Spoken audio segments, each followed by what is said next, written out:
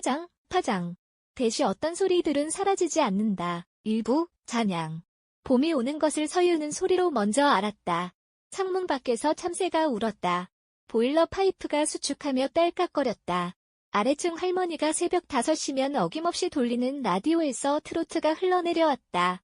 서유는 그 모든 소리를 이불 속에서 들으며 눈을 뜨지 않았다. 눈을 뜨는 순간 하루가 시작된다는 것을 알았기 때문이다. 하루가 시작되면 그것을 끝까지 살아내야 했다. 그것이 지금의 서윤에게는 가장 무거운 숙제였다. 방 한켠에 놓인 전자피아노는 석 달째 덮개를 씌운 채였다. 먼지가 천 위에 얇게 쌓였다. 서윤은 가끔 그것을 바라보다가 시선을 거뒀다. 악기를 보면 민준이 생각났고, 민준을 생각하면 그의 겨울이 생각났고, 그의 겨울을 생각하면 모든 것이 다시 처음부터 시작되었다.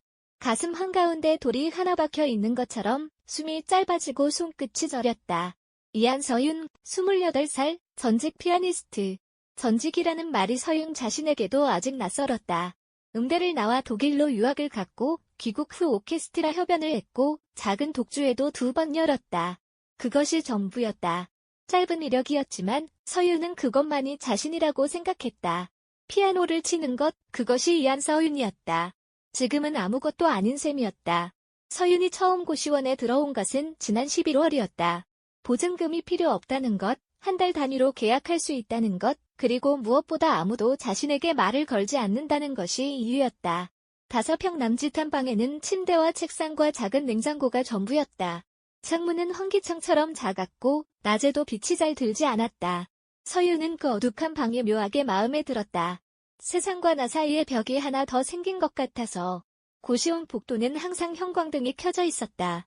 밤에 화장실을 가다 보면 반쯤 잠든 얼굴들과 마주치곤 했다. 취업 준비를 하는 것 같은 청년, 새벽 배달 알바를 하는 것 같은 남자, 나이를 가늠하기 어려운 여자. 서윤은 그들과 눈이 마주치면 가볍게 고개를 숙였고 그들도 마찬가지였다. 이곳에서는 서로의 사정을 묻지 않는 것이 예의였다. 301호는 서윤의 바로 옆방이었다. 그 방에서 소리가 들리기 시작한 것은 서윤이 입주하고 한 달쯤 지났을 때였다. 처음에는 허밍이었다. 가사도 없이 선율만 흥얼거리는 소리가 얇은 벽을 통해 들려왔다. 서윤은 귀를 기울이다가 이내 베개로 귀를 막았다. 음악이 듣기 싫었다. 정확히는 음악이 자꾸 무언가를 떠오르게 했다. 그래도 소리는 계속 들려왔다. 이틀 뒤 복도에서 마주쳤다. 남자였다. 서윤보다 몇 살 많아 보이는 키가 크고 어깨가 좁은. 머리를 짧게 깎은 것이 최근인 것 같았고 귀 뒤에 작은 문신이 있었다. 노이즈 캔슬링 헤드폰을 목에 걸고 있었는데 그게 고시원 복도와 어울리지 않게 비싸 보였다. 남자가 먼저 말을 걸었다. 혹시 302호세요? 서윤은 잠시 망설이다 고개를 끄덕였다. 저 301호인데요. 제가 가끔 노래 흥얼거리거든요. 벽이 얇아서 혹시 들리나 해서요. 불편하시면 말씀해주세요. 마침표 목소리가 낮고 조용했다. 사과를 하는데 어딘가 무덤덤한 투였다. 서윤은 괜찮다고 하려다가 입에서 나온 말은 달랐다. 무슨 곡이에요? 남자가 잠깐 눈을 깜빡였다. 쇼팽이요. 발라드 1번. 서윤은 그 자리에 굳어버렸다. 발라드 1번. 민준이 가장 좋아하던 곡이었다. 민준이 서윤에게 처음으로 연주해달라고 부탁했던 곡. 민준이 마지막으로 서윤의 연주를 들었던 곡. 아, 서윤은 간신히 말했다. 그렇군요. 남자는 뭔가 더 말하려다 입을 다물었다. 서윤이 얼굴이 굳어버린 것을 알아챈 것 같았다. 그는 가볍게 고개를 숙이고 자기 방으로 돌아갔다. 서윤은 한참 복도에 서 있었다. 그의 이름은 도연이었다. 강도연, 32살. 알게 된 것은 일주일 뒤였다. 공용 부엌에서 컵라면을 끓이다가 마주쳤고 이번에는 서윤이 먼저 말을 걸었다. 자신도 왜 그랬는지 알 수 없었다. 다만 그 발라드 1번이 머릿속에서 떠나지 않았고 그 멜로디를 흥얼거리는 사람이 궁금해졌다. 음악하세요. 도연이 라면 봉지를 뜯다가 서윤을 돌아봤다. 예전에요. 지금은 아니에요. 예전에. 지금은 아니에요. 서윤은 그 말이 자신의 말처럼 들렸다. 저도요. 두 사람은 잠시 말이 없었다. 도연이 뜨거운 물을 붓고 서윤이 냉장고에서 캔커피를 꺼냈다. 뭐 하셨어요? 도연이 물었다. 피아노요. 당신은요? 작곡이요. 영화음악 쪽으로. 서윤은 고개를 끄덕였다. 더 묻지 않았다. 도연도 더 묻지 않았다. 두 사람은 각자의 라면과 캔커피를 들고 각자의 방으로 돌아갔다. 그것이 시작이었다. 2부, 음색. 봄이 본격적으로 오기 시작하면서 두 사람은 조금씩 이야기를 나눴다. 특별한 계기가 있었던 것은 아니었다. 공용 부엌에서 마주치는 횟수가 늘었고 마주칠 때마다 몇 마디씩 주고받다 보니 어느새 서로의 이름을 알게 됐다. 도연은 말이 많지 않았고 서윤도 마찬가지였다. 그래서 오히려 대화가 편했다. 침묵이 어색하지 않았다. 어느 날 저녁 도연이 복도에서 서윤을 불러 세웠다. 저 노래 연습하는데 피드백 해주실 수 있어요? 피아노 하셨으면 귀가 좋으실 것 같아서요. 서윤은 거절하려 했다. 음악을 듣는 것이 아직 두려웠다. 그러나 도연의 얼굴에 무언가가 있었다. 서윤이 알고 있는 표정이었다. 혼자서는 더 이상 앞으로 나아가기 어렵다는 것을 알면서도 도움을 구하는 것이 익숙하지 않은 사람의 표정. 잠깐이면 돼요. 서윤은 그의 방으로 들어갔다. 301호는 302호와 거울처럼 같은 구조였다. 그런데 벽에 악보들이 붙어 있었다. 손으로 직접 옮겨 적은 것 같은 빼곡한 음표들이. 책상 위에는 낡은 노트북과 오디오 인터페이스, 작은 미디 컨트롤러가 놓여 있었다. 도연이 헤드폰을 건넸다. 들어보세요. 서윤이 헤드폰을 쓰자 소리가 들려왔다. 현악기였다. 첫음부터 느꼈다. 이 사람은 감각이 있다. 멜로디는 단순했지만 화성이 정직했고 정직한 만큼 솔직하게 감정을 건드렸다. 도연의 음악은 화려하지 않았다. 말을 많이 하지 않는 것처럼 그의 음악도 꼭 필요한 것만 담겨 있었다. 서윤이 헤드폰을 벗었다. 중간에 전조가 어색해요. C 장조에서 A 단조로 넘어가는 부분. 도연이 고개를 끄덕이며 노트에 뭔가를 적었다. 맞아요. 거기가 계속 걸렸는데 전조 전에 피벗 코드가 하나 필요할 것 같아요. 그래야 흐름이 자연스러워요. 피벗 코드. 도연이 중얼거렸다. 암을 한번 지나가는 거요. DM으로 먼저 가면 어떨까요? 그러면 연결이 훨씬 부드러울 거예요. 도연이 미디 컨트롤러를 두드렸다. 서윤이 말한 대로 코드를 바꿔 다시 들었다. 이거네요. 그 말을 하는 도연의 표정이 처음으로 부드러워졌다. 서윤은 그 순간 자신이 오랫동안 잊고 있던 감각을 다시 느꼈다. 음악에 대해 이야기하는 것. 누군가의 음악이 더 나아지도록 돕는 것. 그 작은 기쁨. 그날 이후로 두 사람은 종종 함께 작업했다. 도연이 초안을 만들면 서윤이 들어보고 의견을 줬다. 서윤은 자신이 직접 피아노를 치지는 않았다. 다만 귀를 빌려줬다. 도연은 영화음악 작업을 다시 시작하고 있다고 했다. 3년 전에 관두고 다른 일을 하다가 최근에 다시 하고 싶어졌다고. 왜 관뒀어요? 서윤이 물었다. 도연이 잠시 말이 없다가 대답했다.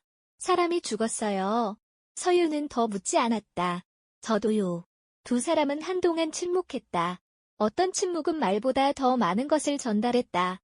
그것을 두 사람 모두 알았다. 도연이 작업하는 영화는 독립 단편이었다. 젊은 감독이 만드는 예산이 많지 않은 프로젝트. 어떤 내용이냐고 서윤이 물었다. 길을 잃은 사람 이야기. 돌아가고 싶은데 어디로 가야 하는지 모르는. 결말이 어때요?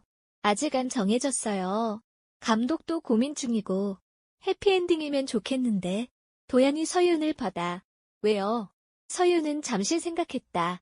길을 잃은 사람이 결국 돌아오는 이야기가 지금 제게 필요한 것 같아서요. 도연이 아무 말도 하지 않고 노트북 화면을 바라봤다. 그리고 잠시 뒤 말했다. 그럼 그렇게 만들어 볼게요. 3부, 불협화음. 4월 중순, 민준의 어머니에게서 연락이 왔다. 서윤아, 민준이 기일이 다음 달이잖니. 그날 같이 성묘 갈 수 있니? 서윤은 전화기를 들고 한참 아무 말도 못했다. 민준. 이한민준.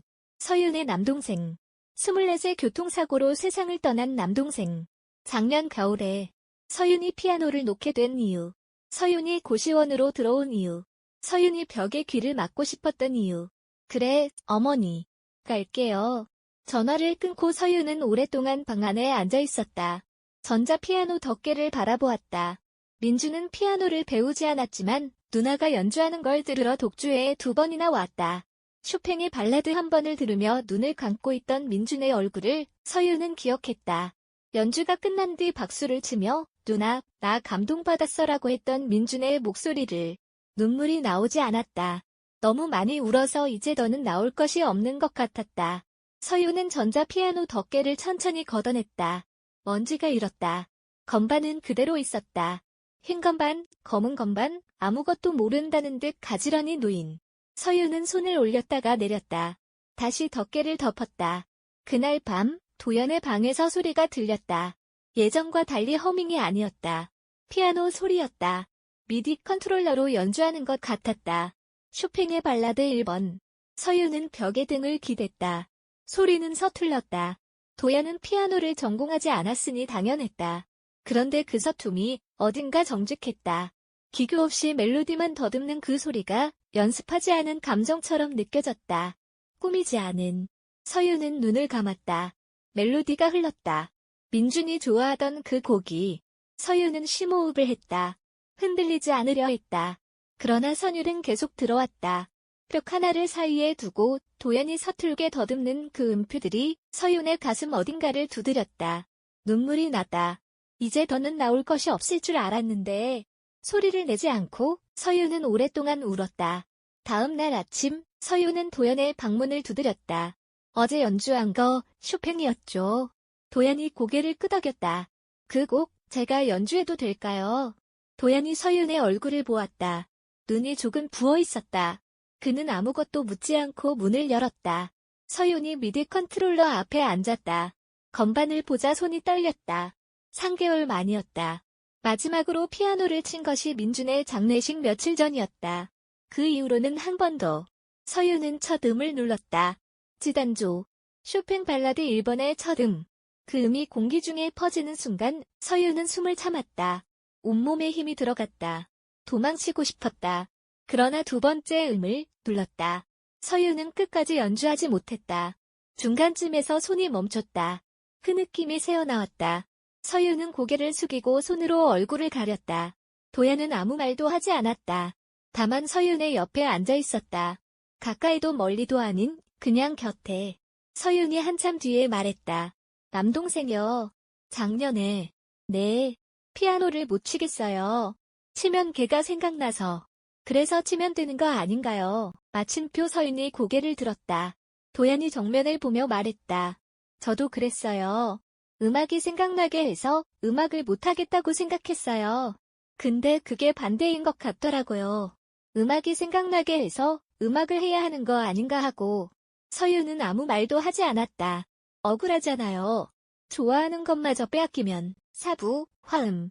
5월이 되었다. 서윤은 전자피아노 덮개를 치웠다. 매일 치지는 않았다. 하지만 가끔씩 앉아서 건반을 짚었다. 쇼팽 발라드 한 번은 아직 처음부터 끝까지 치지 못했다. 중간에서 손이 멈추는 날이 있었고 어떤 날은 첫 소절을 넘기지 못했다. 그러나 서윤은 포기하지 않았다. 다음에 다시 시도했다. 도연의 작업도 진척이 있었다. 영화의 클라이맥스 장면 음악을 작업 중이었다. 길을 잃은 주인공이 마침내 자신이 있어야 할 곳을 찾는 장면. 도연은 그 장면에 피아노를 넣고 싶다고 했다. 직접 쳐줄 수 있어요? 서윤 씨가 치면 더 좋을 것 같아서. 서윤은 망설였다. 어떤 음악인데요? 도연이 데모를 틀어줬다. 단순한 멜로디였다. 거창하지 않았다. 그러나 그 안에 무언가 있었다. 오래 잃어버렸던 것을 다시 찾는 느낌. 도착의 기쁨이 아니라 돌아오는 길의 쓸쓸함과 따뜻함이 동시에 담긴. 서윤의 눈이 촉촉해졌다. 이거 도연 씨 이야기예요. 도연이 잠시 생각하다 말했다. 반은 제 이야기고 반은 서윤 씨 이야기인 것 같아요. 어느 순간부터. 서윤은 건반 앞에 앉았다. 한번 쳐볼게요. 녹음은 고시원 방에서 이루어졌다. 마이크가 3개 있었고 도연이 배치를 조정했다. 서윤이 미디 컨트롤러 앞에 앉아 악보를 봤다. 도연이 직접 손으로 적어준 악보였다. 음표 하나하나에 작은 메모들이 붙어 있었다. 여기서 숨 쉬듯이 이 음은 공기처럼 가볍게 마지막은 남기는 느낌으로. 서윤이 그것을 읽다가 웃음이 났다. 음악 메모가 같네요. 원래 악보 제시어들이 다시예요. 이탈리아어로 쓰인 것들도요. 안단테가 걸어가듯이잖아요. 걸어가듯이 앞으로. 네. 서윤이 건반에 손을 얹었다. 도연이 녹음 버튼을 눌렀다. 첫 음이 울렸다. 서윤은 악보를 보면서 동시에 민준을 생각했다. 독주회에서 눈을 감고 앉아있던 민준을. 연주가 끝나고 박수를 치던 민준을. 사고 직전 전화로 누나, 이번 주에 밥 먹자고 했던 민준의 목소리를 음악이 흘렀다. 슬펐다.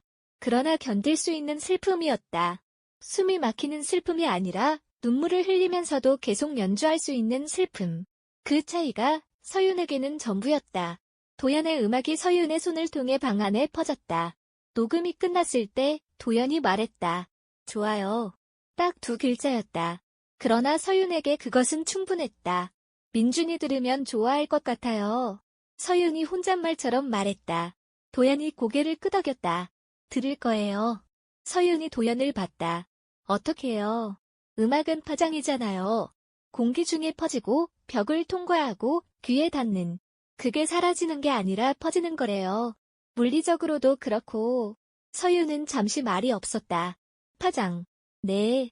어떤 소리들은 사라지지 않아요. 형태만 바뀌는 거고. 오부, 해결. 5월 말, 민준의 길. 서윤은 어머니와 함께 성묘를 갔다. 산위공원 묘지에는 연두빛 새순이 돋아 있었다. 민준의 묘 앞에 꽃을 놓고 서윤은 한동안 아무 말도 하지 않았다. 어머니가 먼저 말을 건넸다. 서윤아, 피아노는 어때? 조금씩 치고 있어요. 어머니가 서윤의 손을 잡았다. 민준이 좋아했잖니. 누나 연주. 알아요. 서윤은 묘비를 바라봤다. 이한민준, 1998-202. 24세 이름이 돌에 새겨져 있었다. 엄마, 나 다시 해볼게요. 어머니가 서윤을 받아. 피아노요. 제대로 다시. 어머니가 말없이 서윤을 안았다. 서윤은 어머니의 어깨에 얼굴을 묻었다. 산바람이 불었다. 새 한 마리가 어딘가에서 울었다. 슬픔은 사라지지 않았다. 그러나 서윤은 알았다. 슬픔이 사라질 때까지 기다리는 것이 아니라 슬픔을 안고 살아가는 법을 배우는 것이라는 것을. 민준이 서윤에게 원하는 것은 그것이었을 것이다. 고시원으로 돌아오는 길에 서윤은 도연에게 문자를 보냈다.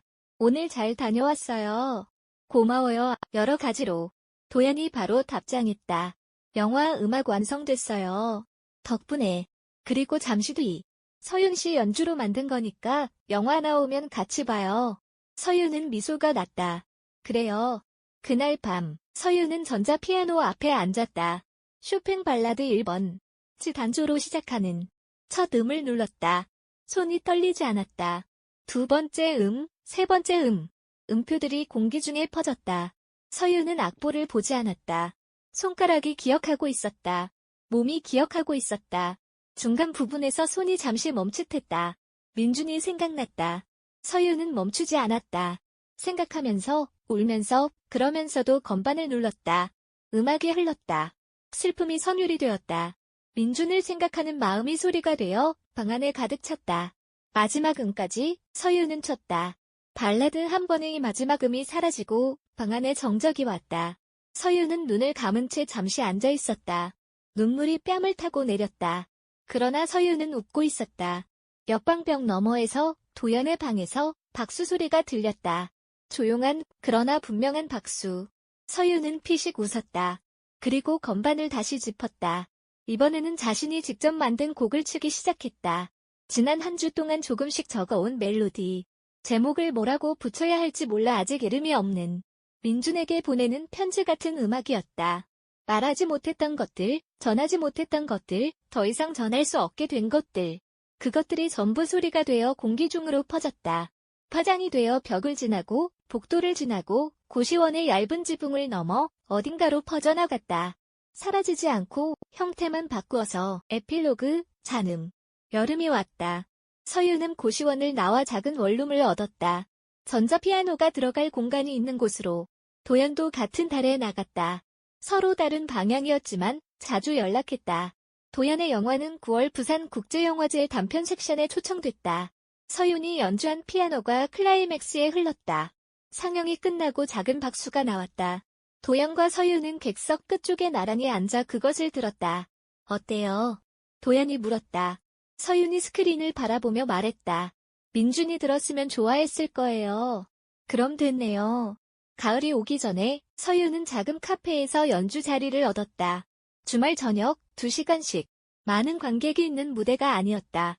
음료를 마시며 이야기하는 사람들 사이에서 배경처럼 피아노를 치는 자리. 그러나 서윤은 그 자리가 좋았다. 어떤 음악은 무대 위에서 빛났고 어떤 음악은 사람들의 일상 안으로 조용히 스며들었다. 서유는 지금 후자가 하고 싶었다. 누군가의 저녁에 스며들어 그날 하루를 조금 더 견딜 수 있게 만드는 음악. 민준이 서윤의 음악을 들으며 그랬던 것처럼. 첫 번째 연주날 서윤은 마지막 곡으로 쇼팽 발라드 한 번을 쳤다. 처음부터 끝까지 한 번도 멈추지 않고. 카페 안의 사람들 중에 음악에 귀를 기울인 사람은 많지 않았다. 그러나 한 테이블의 젊은 여자가 눈을 감고 듣고 있었다. 그녀의 뺨에 무언가가 반짝였다. 서윤은 건반을 바라보며 연주를 계속했다. 소리는 공기 중에 퍼졌다. 파장이 되어 사라지지 않고. 어떤 소리들은 사라지지 않는다. 다만 우리가 더 이상 들을 수 없는 주파수로 이동할 뿐이다.